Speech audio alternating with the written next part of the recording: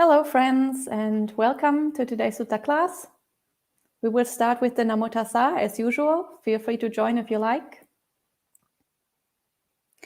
Namo Tassa Bhagavato Arahato Samma Sambuddhassa. Namo Tassa Bhagavato Arahato Samma Sambuddhassa. Namo Tassa Bhagavato Arahato Samma Sambuddhassa. Buddhang Dhammang Sanghang Namasami. So, hello everyone and welcome to the Sutta class for today. Today we will continue our topic where we are talking about the 5 hindrances. So in the last 2 weeks, we have already discussed the first 2 of the 5 hindrances. That is how we deal with ill will, and we do that through metta practice. So we spent one session just talking about how to do metta meditation and metta practice. And then last time we had one session where we talked about how we deal with sensual desire. So we had a whole session talking about the various meditation methods, how to work with that. And that is through practice of the sign of the repulsive. So through body contemplations, death contemplations, corpse contemplations, and all these kind of things. And today we move on to the 3rd hindrance, which is sloth and torpor in Bhikkhu Bodhi's translation, or laziness and sleepiness. So when we have very little energy in the mind, when we feel like really tired and our mind doesn't want to focus on our meditation object. So today we will talk about strategies, how we can work with that. And to do that, I have picked a sutta from the Anguttara Nikaya, which is a sutta where Mahamoggallana, one of the 2 chief disciples for the bhikkhus, has this problem of being very sleepy. He is still practicing for arahantship. He is not fully enlightened at this point. And then the Buddha perceives that he's very sleepy, and he comes and he tries to help him with a list of different strategies that we can use to try and overcome this sleepiness. And so traditionally the story goes that Mahamoggallana took 7 days from the time that he came in contact with the Buddhist teachings. So 7 days from the time that he became a stream enterer. He became a stream enterer straight away after hearing the teachings. And then it took 7 days until he became an arahant. So this sutta that we are reading today most likely took place within those 7 days, while he was still struggling and still having hindrances in his mind. And apparently the hindrance that he was struggling with quite a bit was this hindrance of sleepiness. And so we get this very beautiful sutta since Moggallana was struggling. So the Buddha gave a sutta about this topic. And so this is what we are going to read today. I have put a link in the live chat to Bhante Suchatra's translation. I will be reading from Bhikkhu Bodhi's translation, so you can compare if you like. And we will just get started with the sutta. And the sutta is called Dozing, since Mahamoggallana was dozing off. And the sutta goes as follows. Thus have I heard. On one occasion, the Blessed One was dwelling among the Bhagas at Sumsumaragira, in the deer park at the Besakala Grove. Now on that occasion, the Venerable Mahamoggallana was sitting and dozing at Kalavala Muttagama among the Magadhans. With the divine eye, which is purified and surpasses the human, the Blessed One saw the Venerable Mahamoggallana sitting and dozing. Then, just as a strong man might extend his drawn-in arm, or draw in his extended arm, the Blessed One disappeared from the deer park at the Besakala Grove and reappeared before the Venerable Mahamoggallana. The Blessed One sat down on the seat that was prepared for him, and he said. So this is the introduction to this sutta, and it seems that The Venerable Mahamoggallana and the Buddha were staying in two very different places, quite far apart. And Moggallana was trying to practice meditation, but he was very sleepy. And the Buddha, with his psychic powers, with his divine eye, he could see what was taking place in locations that are far away. So he was observing his disciples, trying to see if somebody was struggling, trying to see if somebody needed help. And then he saw that Mahamoggallana is dozing and struggling a lot with this hindrance of sloth and torpor, or laziness and sleepiness. And so the Buddha, again with his psychic powers, beamed over to the Venerable Mahamoggallana. It just disappeared in one place and popped up in another. And then he went to Mahamoggallana and he sat down, and then he's giving him now a Dhamma talk. And he says to the Venerable Mahamoggallana, "Are you dozing, Moggallana? Are you dozing, Moggallana?" And Moggallana says, "Yes, Bhante." And then the Buddha says, "Therefore, Moggallana, you should not attend to or cultivate the object that you were attending to when you became drowsy. By such means, it is possible that your drowsiness will be abandoned." So now the Buddha gives him a list of techniques or strategies that he can use to overcome his drowsiness. So this is a list of 7, or actually of 8 points. And the first point that the Buddha gives him here is this instruction to switch the meditation object. So the Buddha says, don't attend to the meditation object that you were trying to focus on before, because obviously that's not working. Obviously that doesn't help us to overcome this hindrance. Obviously this object just makes you drowsy and sleepy, so probably not the right thing to use at this point in time. And you should switch over to another meditation object. And when you do that, then it's possible that your hindrance, the drowsiness, would disappear. So for this reason, it is very important, as we can see, that we don't just, blindly do one technique the whole time. So it's very important that we are familiar with different meditation methods, that we know different meditation objects and different practices, and we also know how to do that. We don't just theoretically know that those methods exist, but we also know how to actually put them into practice. And so that when one method doesn't work, that we can switch over and try another one. And some methods are useful to overcome some hindrances, but not useful for other hindrances. It's not really that helpful if we just do the same thing all the time, because our mind is different every day, and it can even be different from moment to moment. One hindrance can pop up in our mind, then we abandon that one and a new hindrance comes. So sometimes we just sit there and we think about some kind of sensual pleasure, some kind of object that we want to have. We fantasize about food that we like, food that we want to eat after we are done meditating, for example, and then we become mindful and we realize this is a hindrance. We abandon that thought, but a new thought pops up, and then suddenly we are very angry because of something that happened before.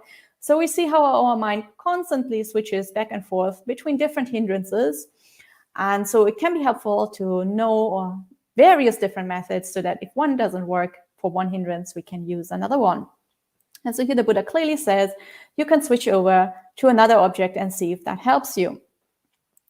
And for people who are struggling a lot with sleepiness, there are some objects that are quite helpful, or that many people have found helpful. One thing to try out is if, for example, you like focusing on the breath, one thing to try out is to focus on breath that is a little bit heavier. So intentionally making the breath a little bit more heavy. So breathing in and breathing out a little bit more strongly. One reason for that is that the physical sensation of a heavy breath is more easily noticeable. So even if the mind is a little bit sluggish, it can still focus on this more prominent kind of feeling. So it's a little bit easier to focus on that, even if the mind doesn't have that much energy. So that might help you to become concentrated in the mind. Another advantage of that technique is that if you breathe a little bit more heavily, also you get a bit more oxygen into your body. So that can also help to feel a little bit more energized and to feel a little bit less sleepy. So that is one technique that many people find helpful, trying heavy breathing. And then another technique that many people might find helpful is trying metta practice. Metta practice is usually associated with a lot of happy, joyful feelings, because when we practice metta, we feel friendly and kind towards other people. That's a very, very pleasant feeling. So when you feel joy in your mind and when you feel happy, then usually you feel quite energized. You're quite happy to do your meditation because it's a very pleasant sensation. So you don't feel that sleepy. So that can also help to overcome this sleepiness problem. So those are two techniques, the metta practice and the heavy breathing, that you can focus on, that you can try out if you struggle a lot with sleepiness. So this is the first method that the Buddha suggests here, switching over to another meditation object. Then the Buddha continues with the second suggestion, and the Buddha says, "But if you cannot abandon your drowsiness in such a way, you should ponder, examine, and mentally inspect the Dhamma as you have heard it and learned it. By such means, it is possible that your drowsiness will be abandoned." So the Buddha recognizes that sometimes this just doesn't work. No matter which technique for your meditation you try out, nothing really works and you're still sleepy. So in that case, you need to do something a little bit more active with your mind. You need to engage your mind a little bit more. So in that case, you stop trying to actually enter into deep concentration and you start reflecting on a wholesome subject. So this is not intended for developing deep concentration. This is just intended for overcoming this sleepiness and drowsiness. So you ponder about the various Dhamma teachings that you have heard. So you can try to do some contemplations. You can reflect on, for example, the three characteristics, anicca, dukkha, anatta. You can try to remember whatever the 5 things that are included in the 5 khandhas, or you can see if you remember all the 6 senses, or you can see if you remember the 12 links of dependent origination, or the 37 bodhipatya dhammas, or you can reflect on a Dhamma teaching that you have heard shortly before, or you can reflect on a sutta that you have just read. So anything that has to do with the Dhamma that is there to inspire you, to uplift you, to feel, to make you feel kind of a little bit more energized and to bring up a lot of happiness in the mind. When you reflect about Dhamma and about wholesome states, then usually this should lead to us feeling inspired and uplifted and happy. And there are many suttas where the Buddha says somebody who is a stream enterer, when they hear the Dhamma, they will always feel a lot of gladness and happiness and joy associated with the Dhamma. This is a natural thing to occur for somebody who is like deeply committed to the path. So for stream enterers, that occurs all the time when they hear good Dhamma. But even for people like on a little bit lower stage who haven't attained stream entry yet, this is something that should like naturally arise when we contemplate about Dhamma. Maybe not to the same level of happiness that a stream enterer might feel, but even in the beginning stages, reflecting on all these teachings can be very helpful to inspire us. So this is really intended to sort of energize the mind a little bit, to inspire us, so that the mind is then more willing to do the meditation practice and doesn't feel so lazy and sleepy. So this is the second method that the Buddha suggests here. And obviously we can see this is a progression of methods. So we try the first one first, and if that doesn't work, then we try the second one. And if the second one doesn't work, then we try the third one. So we shouldn't like jump to the 7th one straight away. We should really try to do this in order, because the mental object that the Buddha suggests here, or the practice that the Buddha suggests here, becomes a little bit less subtle from step to step. So if we can overcome sleepiness with the first method, it's no need to use the second method, and so on.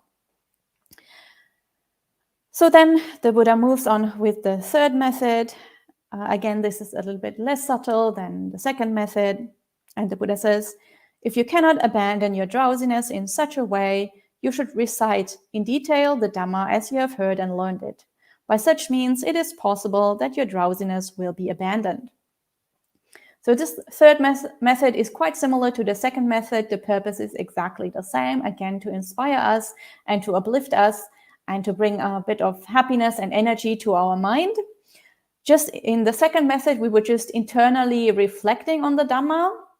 In the third method, we actually recite the Dhamma out loud.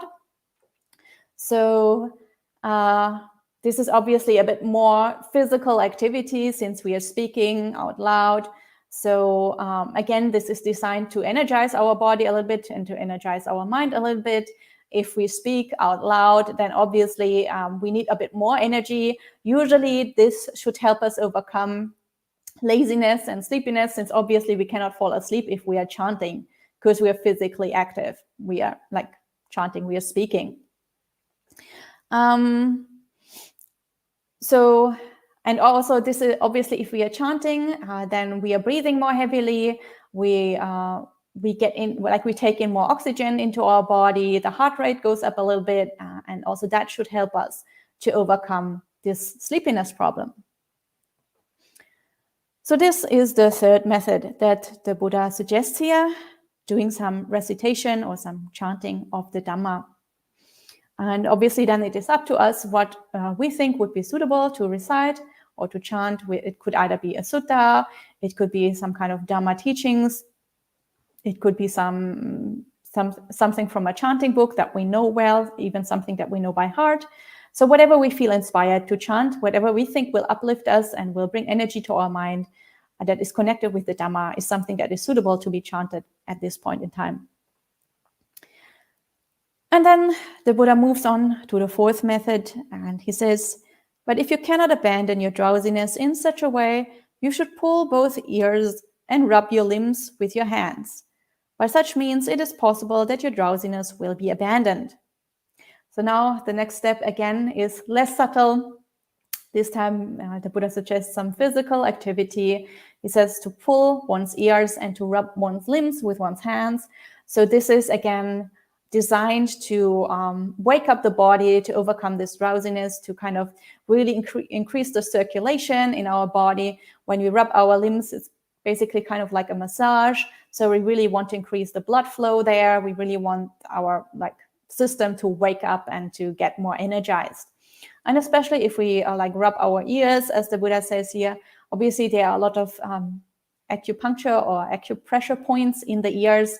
So when we massage our ears, similar to when we massage our feet, that can really help to increase the energy in the whole body, because according to acupuncture, all of these energy channels are connected there. So that's why the Buddha suggests to just kind of rub the ear and also to rub the limbs, just to get the body a little bit woken up so that the body doesn't feel so sleepy. So, and if that also doesn't work, then the Buddha suggests the next method. If you cannot abandon your drowsiness in such a way, you should get up from your seat, rub your eyes with water, survey all the quarters, and look up at the constellations and stars. By such means, it is possible that your drowsiness will be abandoned. So if that also hasn't worked, then now it is time to get up from your seat. So far we've been sitting at our meditation cushion the whole time. So the whole time our body was still quite immobile, was still sitting down, but now it is time to get up, to move the body around. So again, trying to get the body a little bit more energized. And Buddha says you splash water in your face. I mean, that's obvious why that would wake you up. And then the Buddha says to look around. So when he says survey all the quarters means all the directions, north, east, south, and west. So just looking around, taking in the surroundings, and also looking up at the sky. And obviously this sutta here assumes that the main time when we feel drowsy would be at night. In the Buddha's time, obviously, people were practicing long into the night, especially the monastics, long into the night, and then very early in the morning again. So they tried to minimize the amount of sleep. And they were practicing a lot when it was dark. So obviously when it's dark outside, then the body will naturally incline to drowsiness and sleepiness, because it just seems to the brain that now it's time to sleep. And so looking around, looking up at the stars, at the sky, just moving the body, letting the eyes see various different objects, again, to kind of a little bit energize and stimulate the mind. And of course, yeah, this is, as I mentioned, the biggest problem at night. If it is not night, if it's day, obviously you can still look up. You won't see the stars and constellations probably, but you might see clouds and you might see the sun and so on. So that might also be helpful. So, and if even though you have splashed cold water in your face and you have stood up and looked around, you still feel drowsy, then it's time to try out the next method. And the Buddha says, if you cannot abandon your drowsiness in such a way, you should attend to the perception of light. You should undertake the perception of light of day, thus, as by day, so at night, as at night, so by day. Thus, with a mind that is open and uncovered, you should develop a mind imbued with luminosity. By such means, it is possible that your drowsiness will be abandoned. So again, the Buddha assumes that this is happening at night. You feel sleepy when you're practicing at night. And so the Buddha says you should attend to the perception of light. So you should imagine that it is light there, just as it would be if it were day. So you should reflect as by day, so at night. So you imagine that there is a lot of light around you.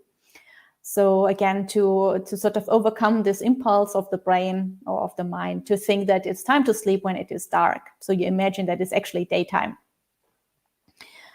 And this can be done by, for example, looking into the flame of a lamp. For some people, that is very helpful. For example, looking at a candle, because there is obviously light there, or in modern times to look at the lamp in your room. For people who are very good at visualizations, they can also close their eyes and just imagine a bright light in the mind. For many people, that also helps.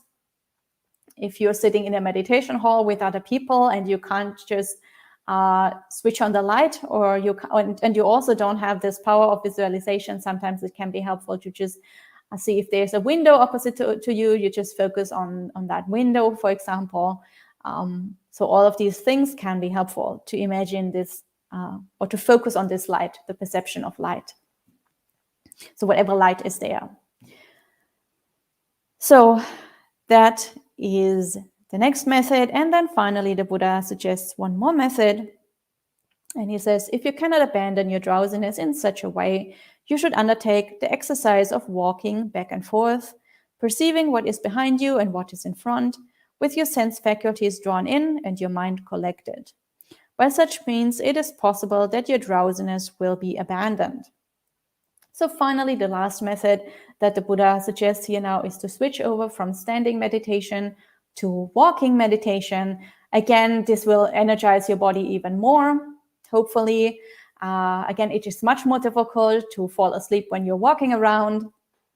So hopefully that will be something that kind of brings up your heart rate a little bit, that sort of gets your body kind of more energized. And the Buddha also says you should perceive what is around you. So don't have your focus too narrow. Sometimes in walking meditation, we really try to only focus exactly for like a few centimeters in front of our feet. So not to perceive anything that is surrounding us. In this case, since we are trying to energize our whole system, the mind and the body a little bit, it is okay to perceive the objects that are around you, because if you have this diversity of sense impressions, then that will sort of create more imprints in your mind, and that will sort of energize the mind because there's such a diversity of objects. Again, it shouldn't be too much. There needs to be a balance. As the Buddha says, you should perceive what is around you, but at the same time, keep your sense faculties drawn in, keep your mind somewhat collected. Don't just let your mind randomly wander, because then you're not meditating at all. So you still need to be somewhat mindful. You still need to be careful with what is going on. So finding a good balance there. So that is the 7th method, doing walking meditation. And if even by walking meditation you still don't get energized and you still feel really sleepy, then there is the 8th method, which is not really a method, but anyway, this is the last resort. And the Buddha says, but if you cannot abandon your drowsiness in such a way, you should lie down on the right side in the lion's posture, with one foot overlapping the other, mindful and clearly comprehending, after noting in your mind the idea of rising. When you awaken, you should get up quickly, thinking, I will not be intent on the pleasure of rest, the pleasure of sloth, the pleasure of sleep. It is in this way, Moggallana, that you should train yourself. So the last method, and really the last resort, is to realize, okay, I'm really, really tired. There's no way that I can overcome this. Even by walking around, I'm still tired. So maybe I just need to get some sleep now. So you lie down mindfully.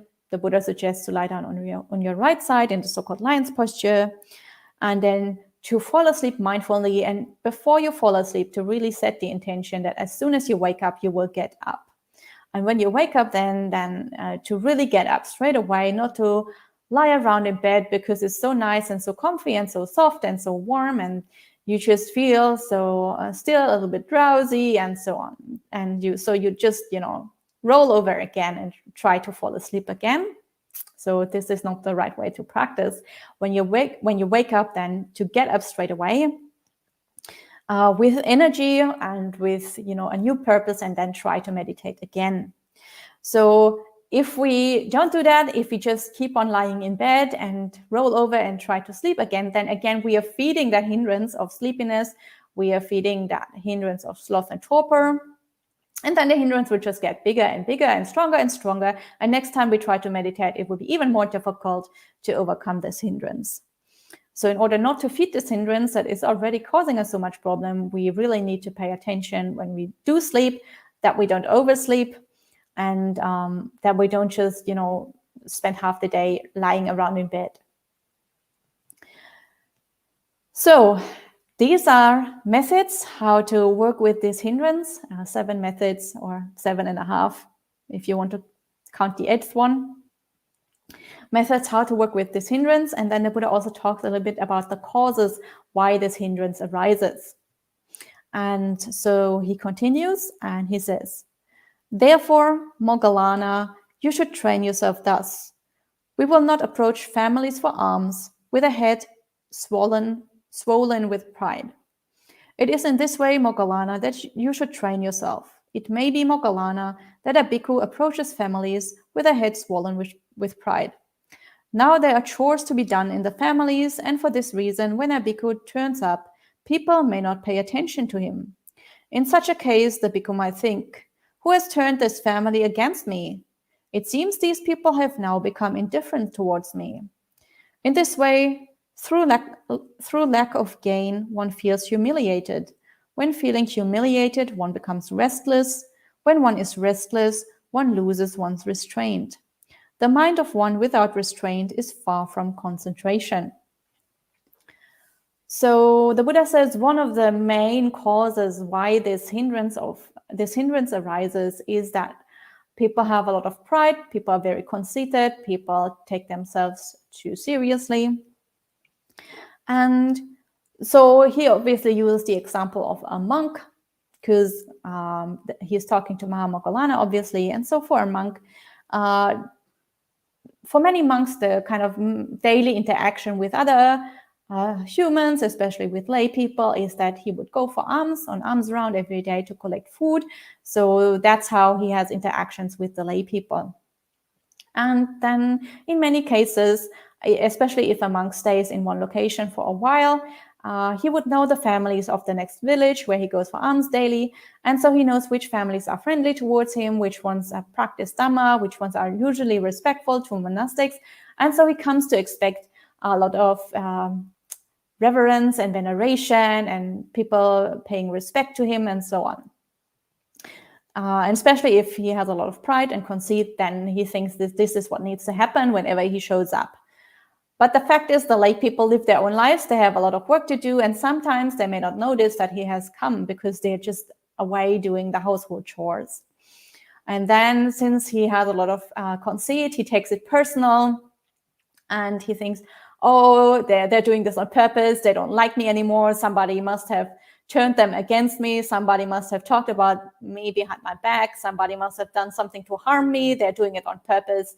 And so he takes it very personally, and he gets very agitated about the whole thing. When in fact, the lay people were just busy and nothing really much has happened.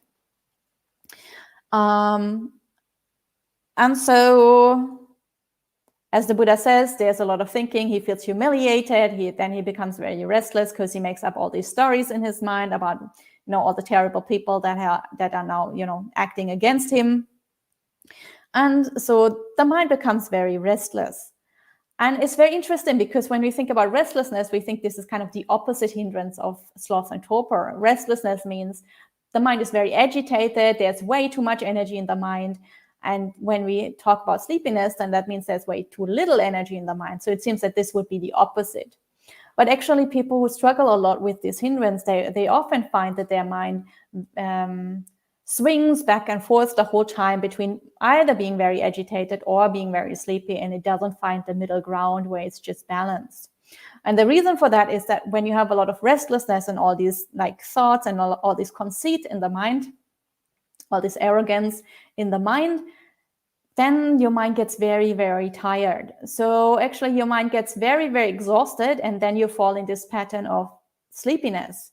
And then when you got some sleep, then the mind swings back, the mind gets some energy back, and then it swings back to all this restlessness, because then the mind has enough energy to think about all these crazy thoughts again. So the mind just when there's enough energy, when you have rested enough, then the mind just is very restless. And when you're just so exhausted and tired from all these crazy thoughts the whole time, then you fall back into this hindrance of laziness and sleepiness.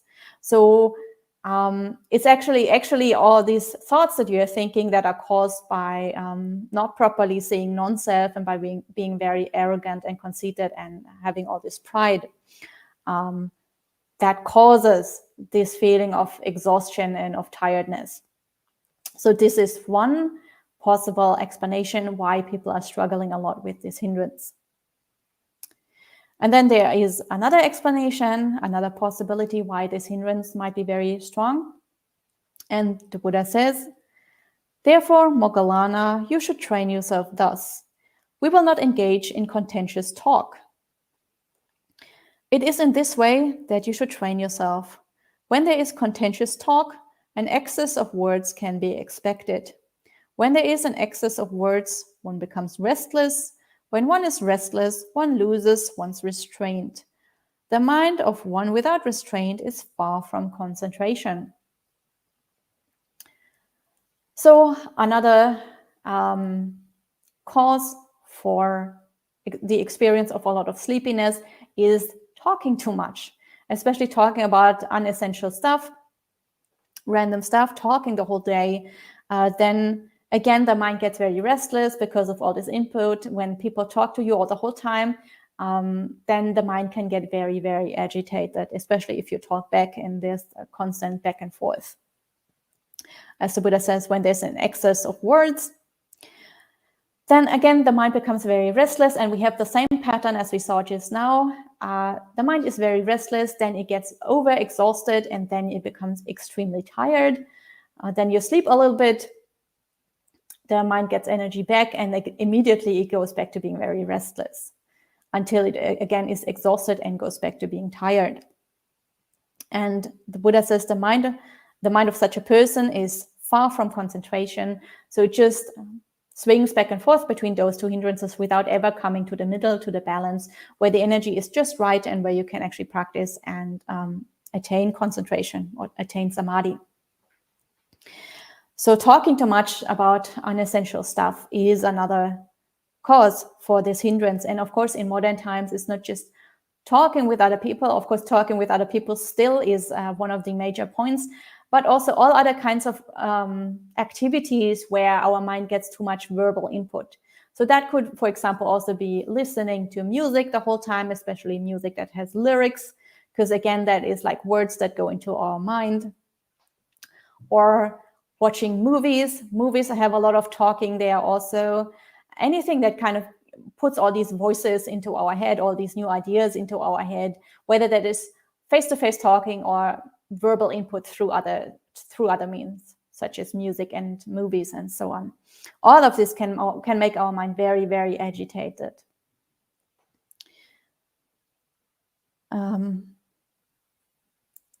So then the Buddha continues and he says, Moggallana, I do not praise bonding with everyone whatsoever, nor do I praise bonding with no one at all. I do not praise bonding with householders and monastics, but I do praise bonding with quiet and noiseless lodgings, far from the flurry of people, remote from human habitation, and suitable for seclusion. So the Buddha suggests, in order to work with this hindrance of sleepiness, to withdraw from society and to go into seclusion. And at first sight, it might seem like this is kind of counterintuitive, because if you go into a quiet place, you might feel even more sleepy since there's no external stimulation anymore. So the mind doesn't get energized. But actually, again, if you go to a quiet place, you don't experience that much restlessness because there are not that many external stimulants.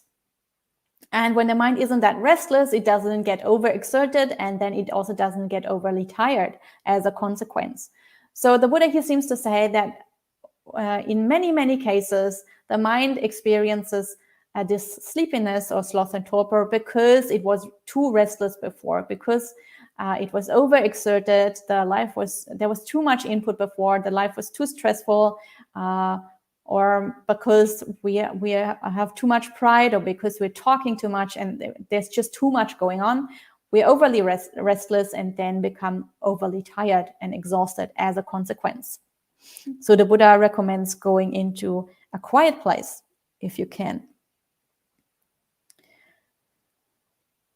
Okay, and then the sutta continues. When this was said, the Venerable Mahamoggallana said to the Blessed One, briefly, Bhante, how is the bhikkhu liberated in the extinction of craving? Best among devas and humans, one who has reached the ultimate conclusion, won ultimate security from bondage, lived the ultimate spiritual life, and gained the ultimate consummation. So Mahamoggallana asks, just in brief, as a brief teaching, how does one become an arahant? How is one fully liberated? How does one reach the ultimate peak of the spiritual life? So the full liberation, the full overcoming of all the mental defilements, and of course also fully abandoning all the hindrances. So Moggallana is asking for a brief summary of this path. So again, from this we can see that Moggallana was not an arahant at this point, obviously, since he's still struggling with the hindrances, but also by this kind of speech or by this kind of question, he also shows us that clearly he doesn't know the path yet fully. So he is not an arahant at this point. And so the Buddha says, here Moggallana, a bhikkhu has heard, nothing is worth holding to. When a bhikkhu has heard nothing is worth holding to, he directly knows all things. Having directly known all things, he fully understands all things. Having fully understood all things, whatever feeling he feels, whether pleasant, painful, or neither painful nor pleasant, he dwells contemplating impermanence in those feelings, contemplating fading away in those feelings, contemplating cessation in those feelings, contemplating relinquishment in those feelings. As he dwells contemplating impermanence, fading away, cessation, relinquishment in those feelings, he does not cling to anything in the world. Not clinging, he is not agitated. Being unagitated, he personally attains Nibbana. He understands, destroy this birth, the spiritual life has been lived, what had to be done has been done. There is no more coming back to any state of being. Briefly, Moggallana, it is in this way that a bhikkhu is best among devas and humans, one who has reached the ultimate conclusion, won ultimate security from bondage, lived the ultimate spiritual life, and gained the ultimate consummation. So The Buddha says the first thing to do is to reflect on this Dhamma teaching that one has heard. Nothing is worth holding to. So obviously in daily life or in practice, all of us have a lot of attachments, a lot of defilements. We cling to all sorts of stuff. Most notably, we obviously cling to our own body, we cling to our own mind, we cling to the 5 khandhas, but also we cling to a lot of external objects. But we kind of know this teaching, nothing is worth holding to, and so we contemplate this, and then we sort of understand this and are able to let go. And as we contemplate this, the Buddha says he directly knows all things. So what this means is he knows all things in terms of the Dhamma. So he knows all things are impermanent, all things are dukkha, all things are suffering, and all things are non-self. So he doesn't take anything personally anymore. So as we have seen, pride was one of the main issues that was a problem here. But since he understands non-self, he kind of gives up that pride. So he understands all things in terms of the 3 characteristics. And then he fully understands all things, that all things are kind of empty. They don't have this enduring self, this lasting permanent self. And all things are impermanent, and all things are suffering for this reason. And once he understands that, then all these sense impressions that he has, all these so-called feelings or sensual impressions that one has, you would contemplate that they're all impermanent, and you would see how they're all fading away, how they all cease. And then you contemplate relinquishment, so you let all that go. You let all your attachments go, all your attachments dissolve. And so you stop clinging to anything in the world. And once you have stopped clinging to anything in the world, you're completely liberated from all the things in the world. So obviously you would not be agitated by anything anymore, because you have no attachment to anything. So your mind is entirely calm and peaceful at this point, completely in balance, completely equanimous. And since you are unagitated, since you're not clinging to anything in the world, you personally attain Nibbana. And at this point, obviously, you're fully liberated. So you understand that you have overcome this cycle of rebirth and death, so the cycle of samsara, and that you have walked the spiritual path to the end, that you have now become an arahant, fully liberated. You've done what had to be done. And there's no more coming back to any state of being, so there is no more rebirth in the future. And the Buddha says, in this way, you are the best among devas and humans. So obviously you have also surpassed the devas, not only other humans, since devas are also still stuck in samsara. They're also still they are still attached, they still cling to stuff, but you have overcome all clinging. So obviously you have surpassed even the devas. And you have won the ultimate security from bondage, because you're no longer subject to the suffering. You have overcome samsara.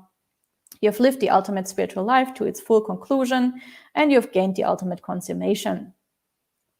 So again, this last part is there to inspire Moggallana. Moggallana is struggling so much. He has this hindrance there, and it seems like his path isn't making any progress. And then the Buddha inspires him with this teaching about how it is still possible to make progress, and that he shouldn't give up, and that arahantship is still reachable, and it is possible for people to overcome all these hindrances and all these defilements. And as we know, there is a happy end for Mahamoggallana. He does break through to arahantship, and he does become one of the chief disciples of the Buddha.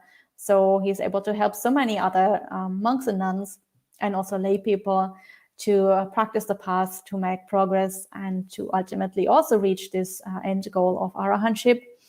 So obviously, this was a very beneficial teaching for Mahamoggallana. He was able to put this into practice, to overcome this hindrance of sleepiness, and then to walk the spiritual path to the full conclusion.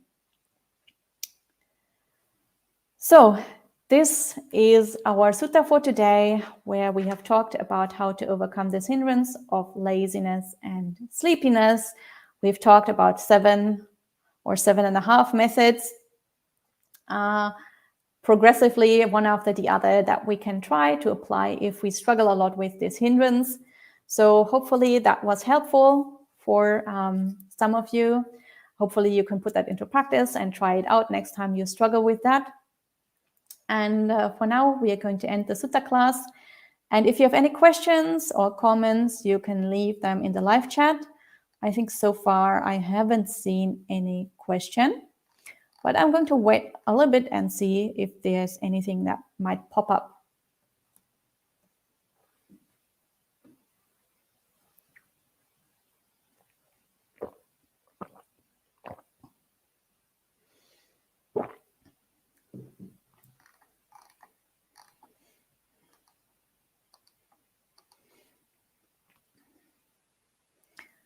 So a lot of people have checked in. Nice to see so many people. Lots of people have posted 3 Anjalis. So nice to see so many of you. Somebody is joining in from Poland. Good to see you. And it seems that we don't have a question today, which is great.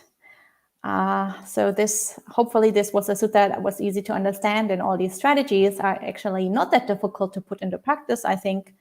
So hopefully you can try this out, and then we will finish for today with 3 sadhus. Feel free to join if you like. Sadhu, sadhu, sadhu. Okay, then I wish you a good rest of the day and a good week, and I will see you all next Tuesday.